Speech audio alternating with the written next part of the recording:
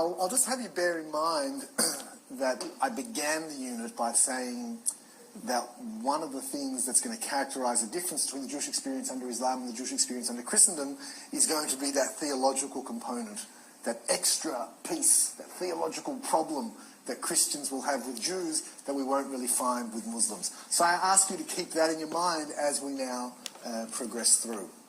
So what we're going to do today is begin at the very beginning with the very advent of Islam in the 7th century in the Arabian Peninsula. I'm going to do a bit of a general overview because I imagine for some of you it might be very familiar, for others it might be entirely new.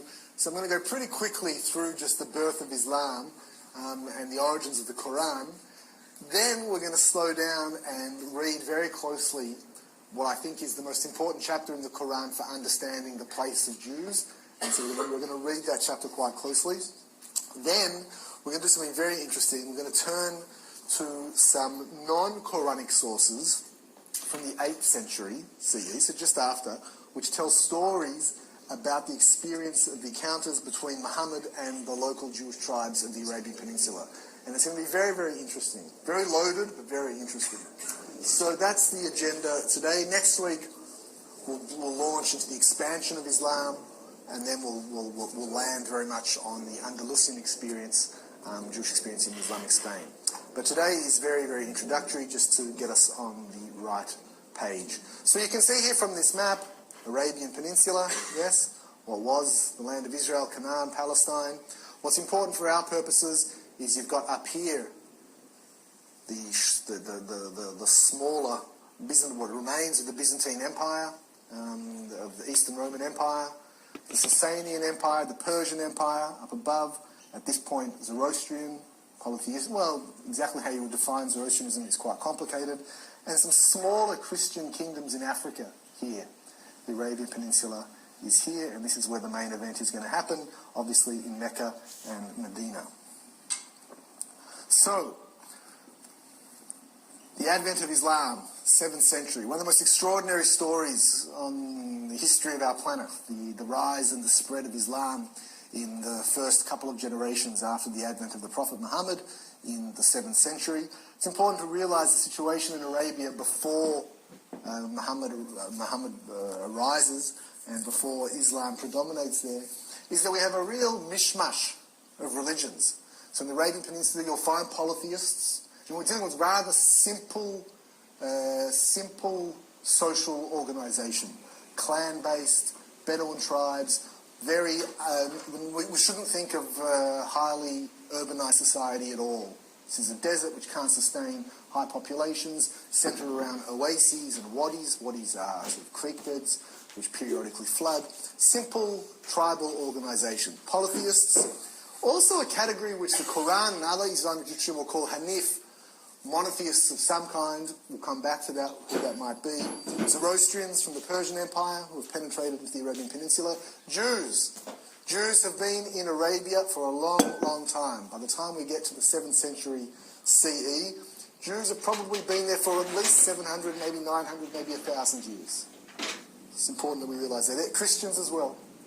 Different kinds of Christians. Byzantine, Orthodox, Nestorians, Monophysites, different interpretations of Christianity. And very importantly, we have the Kaaba, what will become the major shrine, the major focal point of Islam and the site of the pilgrimage that you all probably... Everyone familiar with the Kaaba, the black box in Mecca? Yes? Yeah? Kaaba, cube, same word. Yeah? The Kaaba has pre-Islamic origins. Pre-Islamic origins. Muslims and non-Muslims and scholars will differ about how they understand the origin of the Kaaba. The scholarly perspectives of the Kaaba was a polytheistic shrine and housed multiple idols, but was a very important site in Mecca before Islam, before the advent of Islam. Okay, I've said most of this. I'll just point out some names that you'll need to become familiar with. Muhammad belongs to the Quraysh, the most powerful tribe in Mecca. They control the Kaaba. There are another important town that we're going to encounter, obviously, is going to be Medina, previously known as Yathrib. What's important to realize there is that the town, the tribes there, the Khazraj and the Aus, will be in alliance with various Jewish tribes. Various Jewish tribes. We'll get to know their names, Banu Nadir, Banu Kuraiza, Banu Kainuka, and you'll know the difference between all of them, which will be quite interesting. And they're very naturally integrated into the tribal structures. The Jews are just one of many other tribal groups. I've mentioned already the origin or the fact that Jews were present in the Arabian Peninsula going back a long time. Exactly what kind of Jews they are, where they come from, is a subject of much debate.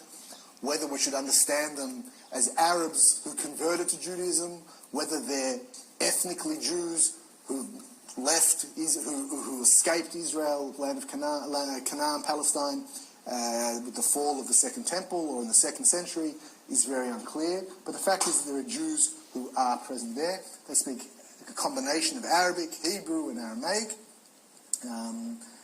There's a big question about what kind of Judaism they're practicing.